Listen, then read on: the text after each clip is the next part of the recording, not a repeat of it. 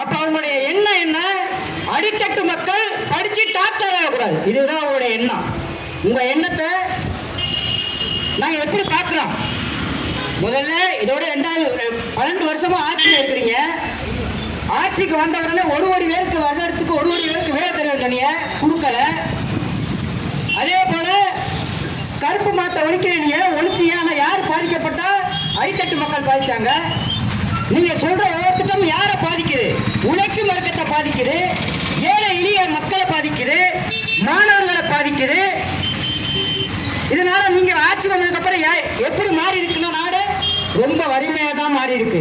உங்களால முன்னேறணும் சொல்ல திரும்ப பார்ப்போம். இந்த மாநிலத்தில் அது ஒண்ணுமே கிடையாது. எல்லாரும் வடையில தான், சட்டியில தான் வடை சுடுவாங்க. ஆனா மோடி வாயிலே வடை சுட்டிக்கிட்டே இருப்பாரு. அதுதான் அவருடைய வேலையே, வேற வேலையே கிடையாது.